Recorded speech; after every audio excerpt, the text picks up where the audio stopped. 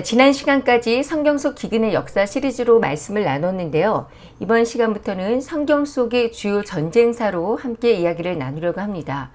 성경에서의 전쟁은 심판과 또 심판받음, 책망에 있는데요. 그렇기 때문에 전쟁 자체에 하나님의 섭리가 매우 잘 드러나 있다고 볼 수 있습니다. 지금도 우크라이나와 러시아가 전쟁을 하고 있고요. 사실 우리 인간의 역사는 전쟁의 역사라고 해도 과언이라고 할 수 없을 정도로 계속해서 전쟁이 끊이지 않고 있는데요. 성경에도 역시 많은 전쟁이 기록되어 있습니다. 오늘부터 성경에 나오는 주요한 전쟁들을 차례로 보면서 마지막 때에 우리가 직면하게 될 전쟁들과 또 그 속에서 우리가 깨우쳐야 할 일들을 살펴보려고 합니다.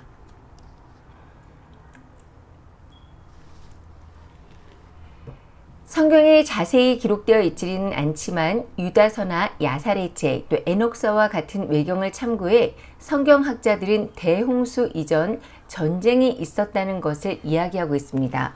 먼저 창세기 1장 1절 태초에 하나님이 천지를 창조하신 이후 2절 사이에 하나님을 반역한 사단과 함께 반역에 참여한 천사들이 일으킨 하늘의 전쟁이 있었습니다. 이때 사단과 반역을 일으킨 천사들은 하나님의 보좌가 있는 셋째 하늘에서 추방당하므로 하나님이 사단의 교만에 대해서 1차 심판을 하시죠. 또 두 번째 전쟁사는요, 에덴 동산에서 일어났다고 보고 있는데요. 에덴 동산에 침투한 사단의 유혹과 선악과를 통해 인간이 하나님과 같이 될 수 있다는 거짓말에 넘어가는 선악과 사건 역시 하나님이 창조하신 인간과 사탄의 전쟁이라고 볼 수가 있죠. 결국 불순종한 결과로 아담과 하와는 영원한 생명을 잃었고 죽은 육체가 돼서 에덴에서 쫓겨났습니다.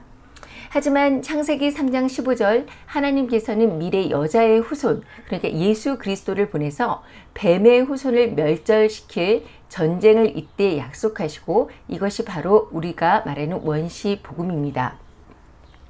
세 번째는 노아의 대홍수 이전의 전쟁사인데요. 경건한 셋의 후손과 네피림 사이의 전쟁입니다. 타락한 천사 중에 일부가 사람의 여자들과 음행하여 네피림을 낳았고 경건한 후손들을 멸절시키려고 했는데요. 하나님은 범죄한 천사들을 무적행의 마지막 심판까지 가두고 네피림과 인류를 대홍수로 전멸시키고 경건한 노아와 그 가족만 방주로 구원해서 인류의 구원의 역사를 다시 시작하셨습니다. 그럼 노아의 대홍수 이후에 전쟁은 없었을까요? 인류의 역사의 전쟁은 그 수를 헤아릴 수가 없고요. 성경에도 구약에만 130회 정도의 전쟁이 기록되어 있습니다. 또 하나님은 전쟁에서 진멸하라라는 가혹한 듯한 명령을 하시기도 하는데요. 전쟁보다 더 참혹한 것이 지옥이기 때문에 하나님은 하나님의 백성이 우상 숭배의 길로 들었으면 전쟁이라는 아픈 채찍을 사용해서 하나님의 백성들을 돌이키기를 원하십니다. 그리고 대홍수 이후 성경의 첫 번째 등장하는 전쟁은 창세기 14장에 나오고 있습니다. 북방왕 4개국이 동맹해서 사해 남단 소돔과 고모라 등 5개 도시국가를 공격함으로 시작된 이 시딤 골짜기 전투와 포로가 된 롯을 구하기 위해 아브라함이 벌린 단 전투인데요. 발음하기 좀 어려운 이름들과 지명들이 있지만 천천히 함께 14장 1절부터 3절까지를 읽어보도록 하겠습니다. 당시에 신하랑 아브나벨과 엘라살 왕 아리옥과 엘람 왕 그돌라오멜과 고임 왕 디다리, 소돔 왕 베라와 고모라 왕 비르사와 아드마 왕 시납과 스보임 왕 세메벨과 벨라 곧 소알의 왕과 싸우니라. 이들이 다 시딤 골짜기 곧 지금의 여매에 모였더라. 네, 이것은 아브라함 시대의 이야기로 아브라함이 하란을 떠나 가나안 땅에 들어온 이후 헤브론에 거하게 있을 때 큰 전쟁을 만나게 됩니다. 그 전쟁은 북방에서 온 4개의 동맹국, 제가 빨간 네모로 구분한 나라들의 왕들이고요. 그리고 파란색 네모로 구분된 가나안 쪽의 5개 국가 내 전투인데요. 이것이 성경에 소개된 최초의 국가 간의 연합 전투라고 볼 수가 있습니다. 당시에 신할랑 아브라벨과 엘라살 왕 아리옥과 엘람왕 그돌라오멜과 고임 왕 디다리. 그 1절을 보면 신할은요 바벨론 지역을 의미하고 왕 이름은 아브라벨입니다. 그 뜻은 신들을 지키는 간수라는 뜻이고요. 강한 백성이라는 뜻을 또 가지고 있습니다. 이 사람은 신할 땅 최초의 통치자인 니므롯의 후손으로 보고 있고요. 그리고 엘라살은 유브라데 동편 남부 바벨론의 한 성읍인 라르샤로 성경학자들은 추측하고 있습니다. 라르샤는 바벨론의 요충지죠. 또 아리옥은 존경한다, 월신의 종이라는 뜻을 가지고 있습니다. 바벨론 남부 지역의 넓은 영역을 통치했던 막강한 실력자라고 이렇게 성경학자들은 보고 있고요. 그리고 엘람 지역은 동쪽으로는 바사, 서쪽으로는 티그리스, 남쪽으로는 페르시아만, 북쪽으로는 아수르에 둘러싸인 산간 지역인데요. 이곳 사람들은 매우 호전적이어서 항상 주변 국가들에게 위협의 존재가 되었습니다. 그돌리오멜은 이 그돌리오멜 왕은 이 이름의 뜻은 한 웅큼의 곡시갈이라는 뜻으로요. 이번 원정에 참가한 4개국 중에 가장 탁월한 실력자였던 것으로 보여지고요. 또 고임은 열방이라는 뜻을 가지고 있는데 동방의 유목민이 세운 작은 부족 국가입니다. 그리고 디달이라는 왕의 이름은요. 두려워하다, 빛나다, 경외하다라는 뜻을 가지고 있어서 유목민을 이끌던 우두머리로서 점차 주변의 약한 족속을 침탈해서 세력을 키워 나갔습니다. 자, 그리고 또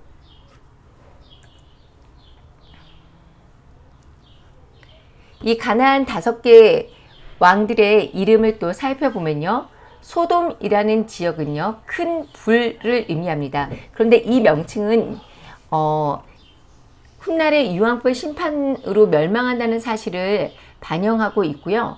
이 베라는 정복하다라는 단어가 파생되었다는 주장도 있고 다른 주장으로는 선물, 죄의 아들이라는 뜻을 가지고 있다고 해석하기도 합니다. 어쨌든 지금 2절 벨라 곧 소돔 왕가에서는요. 이 벨라가 소돔 왕의 이름이라는 주장도 있고요. 그것이 아니라 소돔과 벨라가 같은 지역이라고 보는 주장도 있습니다. 그리고 고모라를 볼까요? 고모라 지역은 갈라진 곳, 물에 잠긴, 물이 많은 이라는 의미를 가지고 있어서 고모라 지역을 이해할 수 있는 단서가 되고요. 이 고모라 왕 비르사는 강한 악의 아들이라는 뜻으로 약탈과 전쟁에 능했던 강한 그의 일면을 암시하고 있습니다. 또 아드마는 농사짓는 성읍이라는 뜻을 가지고 있는데 농업 위주의 정착 생활을 하던 지역임을 알 수 있습니다. 신압은 아버지의 치아 또는 아버지는 신이다 라는 뜻입니다. 그리고 스보임은 거친들, 작은 영향이라는 뜻으로 비옥하지 못한 고산지대의 성읍임을 알 수가 있고요. 세메벨은 이름이 높아진다 라는 뜻을 가지고 있습니다. 소돔왕은 벨라고요. 죄송합니다. 그리고 소알이 벨라라는 지역과 이제 동일한 지역이다라고 이렇게 이야기하는데요. 제가 처음에 소돔왕 이 베라라고 설명할 때 이 벨라의 소아랑하고 착각해서 설명드렸어요. 이거 소돔왕의 이름은 베라고요. 그리고 소알은 벨라, 지명의 이름으로 보는 견해가 많습니다. 근데 이 지명의 이름은 삼키다, 탐식하다 라는 그런 뜻을 가지고 있어서 우리가 소돔과 고모라가 대표적으로 음행하고 또 부패한 곳으로 보지만 이 소알도 역시 이 이름처럼 역시 이 이름에서 볼 수 있듯이 소돔과 고모라처럼 부패하고 음란한 곳이라고 이렇게 유추해 볼 수가 있습니다. 자, 2절에서 이 사온이다 라는 단어는요. 전쟁을 의미하고 있습니다. 성경에 기록된 최초의 전쟁 기사인데요. 이 이방인들의 전쟁에 대한 기사가 굳이 아브라함과 롯의 작별 사건 뒤에 언급된 이유는 첫 번째, 탐욕의 눈으로 소돔을 향해 간 롯이 이방인들 사이에 전쟁에 휘말려서 큰 고초를 겪듯이 세상을 쫓아가는 자의 앞길이 결코 평탄하지 못하다라는 뜻이고요. 또 두 번째는 줄곧 가나안을 방랑하던 아브라함이 이 전쟁으로 인해서 가나안에서 확고한 위치에 올라서므로 가나안을 아브라함에게 주시기로 한 약속을 하나님이 어떤 방식으로 이렇게 차근차근 그 언약을 성취해 나가시는지를 보여주고 있습니다. 자, 이런 사실을 알고 우리가 좀 더 자세하게 이 전쟁에 대해서 알아보도록 하겠습니다. 이 북방 4개국과 가나안 5개 나라가 전쟁을 위해 시딤 골짜기, 지금의 염해 사해에 모였습니다. 시딤 골짜기는 성경에서 오직 창세기 14장에만 나오는 단어인데요. 성경을 많이 읽어보신 분들 중에는 아닌데 요엘서에도 있는데 라고 하실 분이 계실 거예요. 근데 요엘서 3장 18절에 있는 시딤 골짜기와 창세기 14장 3절에 있는 시딤 골짜기에는 히브리어 원어가 다릅니다. 창세기 14장 13절의 시딤 골짜기는 풀이 무성한 초원을 뜻하는 히브리어 사레에서 유래된 단어로 롯이 한눈에 반할 정도로 푸른 풀밭이 깔린 탐내는 환경을 가진 평원이었고요. 또 하지만 모세가 이 창세기를 기술할 당시에 시딤 골짜기는 이미 염해로 변해 있었죠. 이 넓은 평야에 북방 연합군과 남방 가나안 연합군이 전쟁을 위해서 모였습니다. 이 전쟁의 원인은 가나안 땅의 5나라들이 12년 동안 엘라만 그돌레아 오마를 섬기다가 배반했기 때문이라고 성경은 말하고 있습니다. 여기서 섬기다라는 단어는요, 히브리어 아바드로 노동하다, 일하다, 사람에게 복종하다라는 뜻이 있지만 하나님 또는 우상을 섬길 때 사용하는 단어입니다. 그래서 섬겼다라는 것이 단순히 조공을 바치는 정도가 아니라 신을 섬기듯 그돌라오멜에게 철저히 이 나라들이 복종하며 섬겼다라는 의미가 더 정확합니다. 이렇게 철저하게 복종했던 이들이 12년 동안 그돌라오멜을 섬기다가 13년째의 반기를 왜 들었는지 성경은 자세하게 설명하고 있지 않은데요. 이들이 반기를 든 이유를 추측할 수 있는 단서로 성경학자들은 당시 가나안 땅에 들었던 기근을 이야기하고 있습니다. 창세기 12장 10절에 그 땅에 기근이 들었으니 아브라함이 애굽에 거류하려고 그리로 내려갔으니 이는 그 땅에 기근이 심하였더라 라고 이렇게 나와 있는데요. 너무 큰 기근에 아브라함도 약속의 땅에서 이집트로 내려갈 수밖에 없는 상황에 처했고요. 이 살인적인 기근이 예전과 같은 곡물을 요구하는 그돌라오멜에게 반기를 들게 하는 원인이 되었을 거고, 사회 주변에 도시 성읍가들이 반기를 들자 주변 지역에서도 도미노 현상처럼 반기를 든 족속들이 생겨났다고 이렇게 보고 있는 거죠. 5절에서 7절을 같이 읽어보도록 하겠습니다. 제14년에 그돌라오멜과 그와 함께한 왕들이 나와서 아스드롯 가르나임에서 르바 족속을, 함에서 수스 족속을, 사웨 가다라임에서 엠 족속을 치고 호리 족속을 그 산 세일에서 쳐서 광야 근방 엘바람까지 이르렀으며 그들이 돌이켜 엠미스밭 곧 가데스에 이르러 아멜렉 족속의 온 땅과 하사손 다말에 사는 아모리 족속을 친지라. 자, 아스드롯 가르나임은 두 뿔의 아스드롯이라는 뜻인데요. 성경 지리학자들의 명칭이 이곳이 두 뿔을 가진 가축들이 많이 소유한 것이구나, 지형이 두 뿔을 닮았기 때문, 혹은 아스드롯 여신을 섬겼던 곳이기 때문이라고 이렇게 추정을 하고 있고요. 북방 연합군이 이 아스드롯 가르나임에서 르바 족속을 쳤는데요. 자, 르바 족속이라는 단어 듣고 여러분 기억나는 사건이 있죠. 르바 족속은 유명한 족속입니다. 70인역에서는 이 르바 족속을 거인으로 번역하고 있죠. 이 르바 족속 하면 생각나는 게 여러분 바산락 옥일 텐데요. 자, 성경에 먼저 거인을 의미하는 이름들이 있어요. 창세기에 보면, 창세기와 민수기 보면 네피림이고요. 네피림은 영어 성경으로 보면은 다 자이언트, 거인이라고 번역되어 있습니다. 그리고 또 르바임, 삼순민, 에밈, 아나킴. 아나킴은 아낙 자손들을 이야기하죠. 자, 이 성경의 거인들의 이름이 바로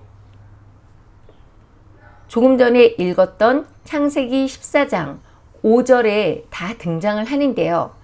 자, 이 르바 족속에 대해서 신명기가 또 르바 족속은 르바임의 남은 자, 그러니까 르바 족속 바산한 옥이라고 이야기를 하죠. 그래서 바산한 옥이 르바임 족속의 남은 자였다라고 이렇게 이야기하고 있습니다. 이 르바임 족속으로 불리는 르바 족속은요, 아낙 족속과 함께 대홍수 이후에 대표적인 거인족, 그러니까 네피림이었습니다. 여호수아가 가나안 전쟁을 할 때 4m가 넘는 그 철제 침대를 사용했다는 이 거인 바산한 옥이 바로 르바 족속의 후손이고요. 또 함의 수스 족속, 후대의 암몬 족속에 의해서 삼순민이라고 불린 족속을 가리키는데요. 이 암몬인 앞에서 하나님께서 이 거인들을 멸하심으로 암몬인들이 삼순민 대신 이 함의 땅에 살게 되었습니다. 그런데 신명기 2장 22절을 보면 이 암몬 족속이 하나님의 은혜로 거인족과 저인족을 무찌른 사건이 에서 자손이 무찌른 호리 족속과 같다라고 이렇게 말씀을 하십니다. 그래서 이 호리 족속도 같은 거인족이었을 거라고 이렇게 추론을 하고 있는 거죠. 또 M 족속, 이 M 족속은 에밈을 뜻하는 말로 역시 두려운 족속이라는 뜻으로 초창기 모압 땅에 살던 거인족이었습니다. 자, 그럼 이 5절에서 읽은 이 르바 족속, 수스 족속, M 족속의 모든 공통점들을 여러분이 아시겠죠? 그런데 이렇게 계속해서 거인족을 치고 내려온 이 북방의 연합군이 사해 북은 5개 동맹국을 정면으로 이제 공격하지 않고요. 이제 이 M 족속까지 왔으면은 소돔을 마루 만나게 되는데 여기서 공격하지 않고 계속해서 광야 쪽으로 내려가요. 강화를 우회해가지고 이 아멜렉 족속 그리고 아모리 족속을 공격하는데요. 아멜렉 족속과 아모리 족속은 또 어떤 사람인지 민수기에 기록이 되어 있습니다. 자, 모세가 여호수아와 갈렙을 비롯해서 12 정탐꾼을 보냈을 때 이 정탐꾼들은 네피림의 후손인 아낙 자손들을 그 땅에서 보았고 스스로 메뚜기 같다라고 이렇게 표현을 했는데요. 민수기에는 그 아모리인들이 산지에 거주한다라고만 말하고 있지만 아모스 2장을 보면 아모리 사람의 키가 백향목 높이와 같고 강하시기는 상수리 나무와 같다고 이렇게 표현함으로써 아모리 사람 역시 네피림의 후손이었을 것으로 이렇게 추측을 할 수가 있습니다. 또 성경과 외경에 따르면 네피림 문명은 이미 홍수 전에 있었다라는 것 여러분이 잘 알고 계시죠? 이 성경의 이 네피림의 역사를 찾아보면요. 루시퍼의 반란 사건 이후 타락한 천사들은 또 다른 죄를 범하게 되는데요. 그것이 바로 음란입니다. 창세기 6장에 하나님의 아들들, 그러니까 천사들이 좋아하는 모든 사람의 딸들을 아내로 삼아 성적으로 결합해서 자식을 낳았는데 이들의 이름이 네피림이라고 말씀하십니다. 결국 당시 네피림들로 인해서 거인들을 출생시켜서 하나님의 진노가 노아의 홍수를 통해서 이 땅에 내리는 사건이 일어났죠.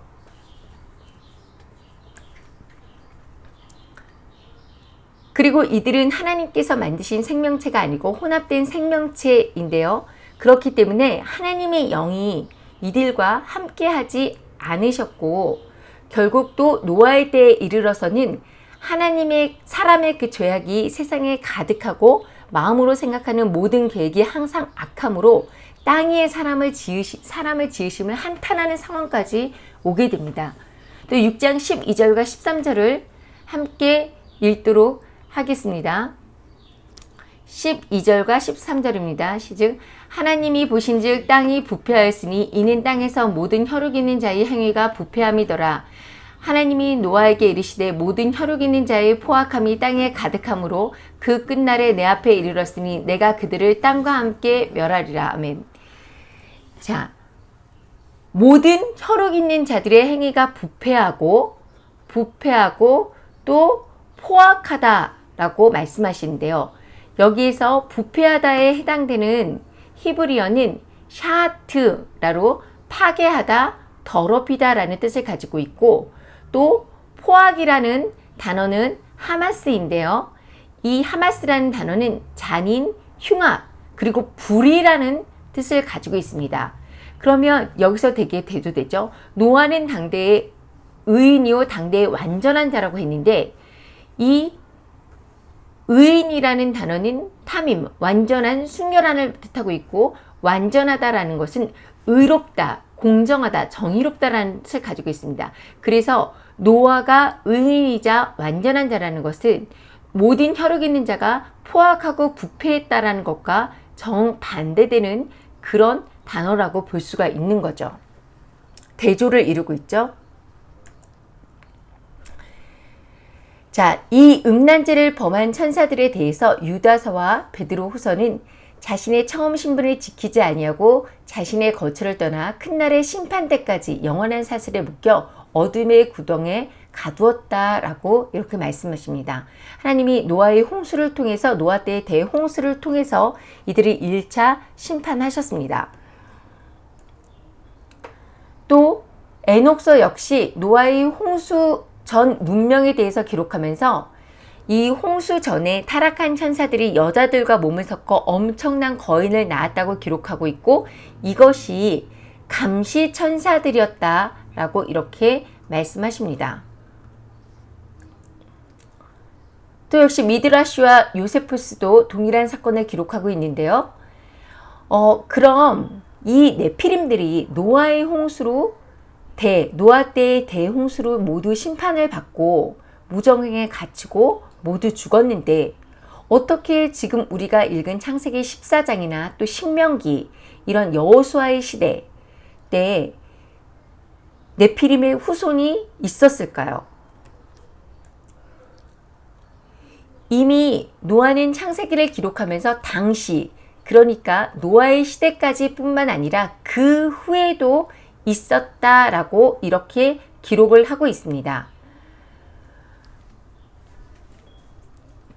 또 골리앗과 다윗의 이야기나 바산한 옥, 우리가 읽은 민수기 가나안 정탐꾼 이야기에도 노아의 대홍수 이후 르바 족속이나 아낙 작손이 모두 거인족이었다라는 것을 알 수가 있는데요. 자, 성경학자들은 이 노아의 대홍수 이후 나타난 네피림족, 이 거인들의 후손에 대해서 여러 가지 학설을 이야기하고 있는데요. 첫 번째는 그 노아의 홍수 때 방주 위에 최후의 거인인 바산 왕 옥이 매달려서 생존해서 가나안에서 자녀를 낳았다라는 주장입니다. 이것의 근거는 미드라시고요. 그리고 두 번째 주장은 홍수 이후에 타락한 천사들이 또다시 여인들과, 가나안의 여인들과 역시 타락한 여인들이죠. 타락한 사람들과 결혼해서 자녀를 낳았다라는 주장입니다. 역시 여기에서의 그 근거 구절로서는 창세기 6장 4절 그 후에도 라는 단어에서 볼 수가 있는 거죠. 이 노아의 때 그 후에도 하나님의 아들들이 사람의 딸들에게 들어왔다라는 것입니다. 그리고 세 번째는 함의 아내에게 네피림의 유전자가 있었다라는 것이고요.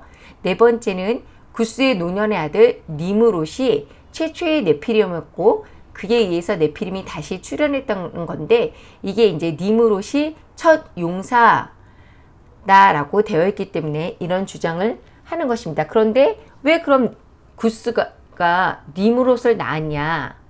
그것은 함의 아내에게 네피림의 유전자가 있었기 때문이다. 이렇게 보는 거예요. 이게 같은 견해인 거죠.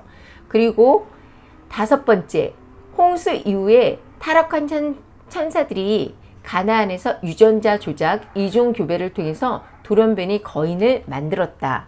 그러니까 천사들과 사람뿐만이 아니라 뭐 여러 가지 짐승들과의 이종 교배 또는 유전자 조작이 이때 있었다라는 주장이고요. 그리고 또 홍수 이후에 사탄의 계시를 접한 인간들이 역시 유전자 조작과 이종 교배를 통해서 돌연변이 거인을 만들었다는 주장, 이렇게 여러 가지 학설이 있습니다. 자, 그럼 다시 창세기 14장으로 돌아와서요. 결국 북방 4개 연합국은 이 왕의 대로, 이 족장의 길을 따라서 여러 가나안 족속들을, 그러니까 거인족들을 차례로 쳐부셨다는 것입니다.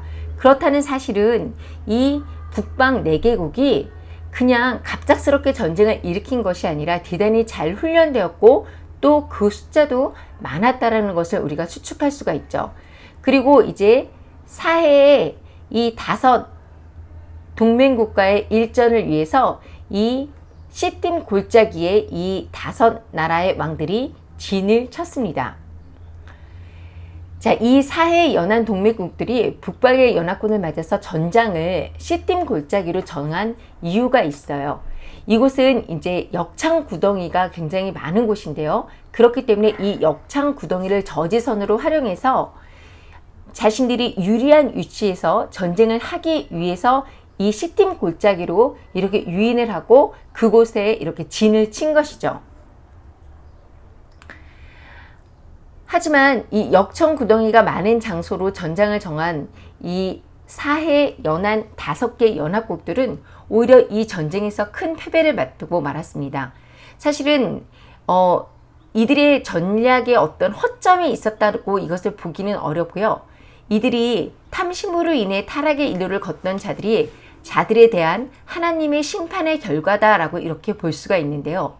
인류 역사의 거의 모든 전쟁이 그렇듯이 이 시딤 골짜기의 전쟁은 탐욕에 기인한 것이죠.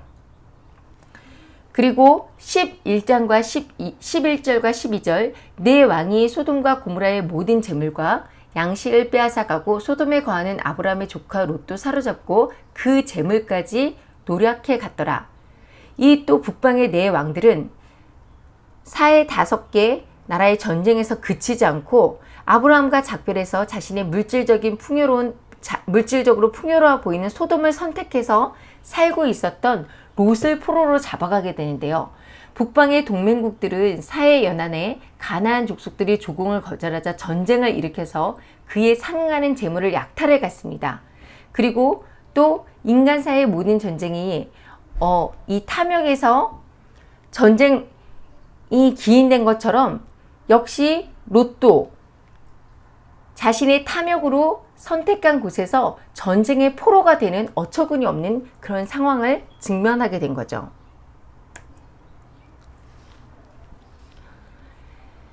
자, 아브라함이 그 조카의 사로잡혔음을 듣고 집에서 길리고 연습한 자 318인을 거느리고 단까지 쫓아가서, 여기서 길리고라는 단어는 출생하다, 태어나서 생겼다, 생긴 이런 뜻을 가지고 있어요. 그래서 어떤 전쟁이나 매매로 얻은 종이 아니라 순수히 아브라함이 소유한 종들 사이에서 태어난 자식들을 말하는 뜻입니다. 그래서 이들은요, 주인에 대한 결속력이 무척 강했다라는 것을 알 수가 있고요. 그리고 또 훈련된 자, 이 훈련된 자라는 뜻은 히브리어 하니크로 연습하다, 그리고 훈련되다, 교육받다, 이런 뜻을 가지고 있습니다. 어떻게 보면 군사상의 훈련보다는 유목민의 그런 생활에 있어서 밀접하게 연결된 가축 보호나 또 집안의 경계를 위한 파수꾼 정도의 훈련이었을 거라고 이렇게 추측해 볼 수가 있어요. 이렇게 미약한 수준의 훈련을 받은 그 아브라함의 식솔 318명을 데리고 북쪽 연합군을 아브라함이 쫓아갑니다. 아브라함이 하나님의 도우심을 확신하고 믿었기 때문에 이런 행동을 할 수가 있었는데요. 여러분 생각해 보세요. 아브라함이 가나안 땅에서 기근을 만났을 때 애굽으로 갔죠? 이때 어떻게 했나요? 자신의 목숨을 잃을까봐, 자신의 목숨을 지키기 위해 자신이 너무나 사랑하는 아내 사라를 누이라고 속여서 위험에 처했었죠. 스스로 위험에 처하는 그런 상황을 만듭니다. 그리고 안절부절 어떻게 구하러 가지도 못하는 그런 상황이 있었어요. 그런데 지금 아브라함의 모습은 이때와는 완전히 다른 모습을 보이고 있습니다. 롯을 위해서 지금 자신의 목숨을 걸었어요. 자신의 공동체를 지키기 위해 최선을 다하는 것은 중요한 리더의 자세고요. 아브라함은 지난 그 기근의 때 애굽에서 있었던 그 실수를 회개하면서 더 이상 이 죄를 반복하지 않고 있습니다. 자, 15절과 16절, 그와 그의 가신들이 나뉘어 밤에 그들을 쳐부수고 다메섹 왼편 호바까지 쫓아가 모든 빼앗겼던 재물과 자기 조카 롯과 그의 재물과 또 부녀와 친척을 다 찾아왔더라. 전투 전략 중 소수의 군사가 대군을 상대하기 위해서는 동시다발적인 야간 기습 공격을 감행하는 것이 최상의 전쟁 전략이라고 합니다. 자, 이런 형태의 전략은 기드온의 300용사가 미디안 대군을 격파할 때도 사용됐죠. 믿음의 사람에게 있어서 군사의 수나 무기의 수, 또 무기의 우수성은 사실 문제가 아니에요. 더 큰 문제는 하나님께서 자신과 함께 하시느냐, 또는 하나님이 함께 하지 아니하신가가, 함께하지 않은가가 더 중요한 문제라는 것을 우리가 볼 수 있는데요. 자, 흥미로운 것은 이 부분에 미드라시 기록들입니다. 이 전쟁을 일으킨 사람이 거인이라고 이렇게 기록되어 있습니다. 물론 이름은 달라요. 근데 거인이 일으켰고요. 그리고 롯을 포로로 잡았다라고 되어 있죠. 소돔을 이기고 내 왕을 붙잡아 갔습니다. 롯도 포로로 잡았습니다. 그리고 아브라함은 318명과 함께 그들을 318명을 모으죠. 또 다른 미드라시를 보면요. 이 전쟁의 목적이 나오는데요. 이 전쟁의 목적이 롯을 포로로 잡은 이유가 바로 아브라함을 죽이기 위함이다 라고 되어 있습니다. 전쟁터는 사해였고요. 그들의 최대의 목표는 아브라함을 잡는 거였습니다 라고 되어 있죠. 그래서 아브라함과 연합군과의 전쟁이 벌어지는데, 이것이 6월절에, 그러니까 기적의 날 이루어졌고, 하나님의 기적이 이때 일어났다라고 되어 있는데요. 자, 아브라함과 연합군 사이에 전쟁을 하는 순간에 아브라함이 갑자기 거인으로 바뀌었다고 되어 있습니다. 이 아브라함의 키가 70명을 올려 세워 놓은 것처럼 커졌다고 하는데, 제가 한 170cm 정도로 해서 계산을 해봤어요. 그러면 이게 1200m? 어마어마한 키죠. 엄청 아브라함의 키가 커졌다는 것입니다. 자, 연합군들은 이 아브라함을 고개를 들어도 쳐다볼 수 없는 지경이 됐고, 적들은 겁에 질려서 도망갈 수밖에 없었을 텐데요. 이것이 정말 사실인지 아닌지는 성경에 나와 있지 않으니까 저희가 그냥 참고만 할 뿐인데, 318명의 적은 수로 연합군을 쳐서 승리한 것은 전적인 하나님의 도움이라는 것을 우리가 알 수 있죠. 미드라시 역시 전쟁을 승리로 마칠 수 있었던 비결은 전적으로 하나님의 도움이었다라고 이렇게 기록하고 있습니다.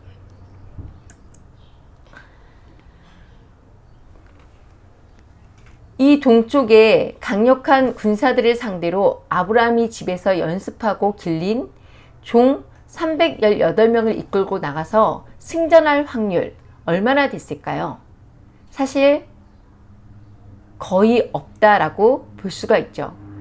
그런데 아브라함은 하나님께서 함께 해주신다는 확신을 가지고 있었고, 318명을 이끌고 마치 기드온의 300용사처럼 나아가서 자신의 생명을 걸고 추적해서 단에서 기습 공격한 후에 급습의 속수무책으로 도망가는 연합군을 재침략의 의지를 없애기 위해 호박까지 쫓아가서 격파합니다.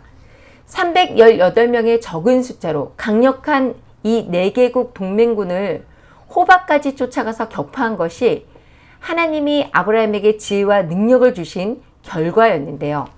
믿음의 사람에게 있어서 군사의 수, 무기의 우수성 중요하지 않다라는 것, 여기서 우리가 볼 수가 있습니다. 자, 가나안에 거주하는 요단 골짜기와 사회 주변의 모든 왕들이 이 북쪽에 거주하는 이 왕들에게 굴복했지만요, 유일하게 아브라함만 이들을 물리쳤습니다. 소돔과 고모라를 비롯한 가나안의 연합군들은 자신들이 유리한 고지에 서기 위해 자신들의 지혜를 모아 역청구덩이가 많은 시낌 골짜기에 진을 쳤죠. 하지만 자신들에게 너무나 익숙한 지형이었음에도 전쟁에서 패했고 오히려 달아나다가 역청구덩이에 빠졌고 좋은 땅을 찾아 소돔에 살았던 롯도 사로잡혀서 재물까지 빼앗기는 공경에 처했습니다. 가나안 5개 국가 롯을 보면 세상에서 잘 살아보려고 좋은 환경을 찾아 헤매는 우리의 모습을 발견할 수가 있는데요. 그렇게 세상에 좋은 것, 세상에 더 나은 것, 우리의 육신에게 더 편안한 것을 찾아서 헤매다가 그 한계를 만나면 스스로 주저앉아서 스스로 역청구덩이에 빠지게 되는 것이 우리의 모습 아닌가요? 가장 좋은 땅은 사람의 눈으로 보기에 윤택해 보이고 평안해 보이는 땅이 아닙니다. 비록 척박한 사막이라도 하나님이 함께 하시고 보호해 주시는 곳이 바로 최고의 땅인데요. 전쟁의 승패를 결정하는 것도 여호와 니시, 만군의 주 하나님이시기 때문입니다. 또 이렇듯 아브라함이 유브라데강 근처 호바까지 올라가서 침략군을 쫓아낸 것은 장차 이스라엘 백성이 하나님의 능력으로 아무리 강한 대적이라도 약속의 땅에서 완전히 몰아내며 그 땅을 차지할 수 있다는 사실에 대한 강력한 전주이자 예표를 보여주신 것이라고 할 수 있는데요. 하나님은 이 세상 모든 것의 실제적 주관자이기 때문에 전쟁은 여호와께 속했다라는 것입니다. 그리고 아브라함은 자신의 전쟁이 누구와 누구의 전쟁인지 똑똑히 알고 있었습니다. 북방의 연합군과 사해 도시 연합군은 서로의 탐욕에서 시작된 전쟁을 치렀지만 이 가운데서 거인족들을 심판하셨고 또 하나님의 사람인 아브라함으로 하여 다시 세상의 권세 속에 하나님의 백성들을 지키게 하셨습니다. 아브라함의 전투는 하나님의 전쟁이었던 것이죠. 우리가 홍수전 하늘의 전쟁을 이야기했듯이 모든 하나님의 전쟁은 사실 하나님의 백성, 그러니까 사람의 씨와 그러니까 여자의 씨와 사탄, 뱀의 씨의 전쟁에서 비롯됐다라고 볼 수가 있는데요. 창세기 3장 15절을 함께 읽겠습니다. 내가 너로 여자와 원수가 되게 하고 내 후손의 씨도 여자의 후손 씨와 원수가 되게 하리니 여자의 후손은 내 머리를 상하게 할 것이요 너는 그의 발꿈치를 상하게 할 것이니라 하시고, 붉은 용, 큰 용, 옛뱀이라고도 불리는 사탄과 하나님의 전쟁, 그리고 이 뱀의 씨와 여자의 씨의 전쟁은 원시복음으로 불리는 창세기 15절의 그 결과를 이미 잘 보여주고 있습니다. 실제로 2020년 전 사탄이 육신으로 오신 예수님을 십자가에 못 박음으로써 예수님의 발꿈치를 상하게 했습니다. 하지만 예수님은 십자가에서 죽으심과 부활하심을 통해서 사탄의 머리를 상하게 했고, 이제 남은 마지막 전쟁은 여호와의 날 이루어질 아마겟돈 전쟁인데요. 승패는 이미 결정이 난 전쟁입니다. 우리는 이 전쟁을 두려워할 필요가 없어요. 다만 사탄은 지금도 여전히 사람들을 속이며 자신이 받게 될 영원한 불못에 한 영혼이라도 더 끌고 가기 위해서 짐승의 우상과 짐승의 표로 마지막 때 짐승들, 네피림들을 만들고 있고, 결국 지금 우리는 이 마지막 때 미혹과 음행과 물질로 성도를 죽이기 위한 용의 권세를 받는 뱀의 씨와의 전투가 진행되고 있는 것입니다. 우리가 이 전투에서 이기기 위해서 가장 필요한 것은 먼저 하나님을 신뢰하고 말씀을 행하는 믿음입니다. 우리가 이 전투에서 이기기 위한 그 비법을 아브라함이 모두 보여줬는데요. 아브라함이 이 모든 전쟁이 여호와께 속한 것이라는 그것을 믿었고요. 자신의 처지를 재지 않고 하나님이 함께 하신다는 그 믿음을 가지고 적을 치기 위해서 나갔습니다. 하나님이 함께 하시는 전쟁에 하나님은 반드시 승리하심을 아브라함은 알고 있었다는 거죠.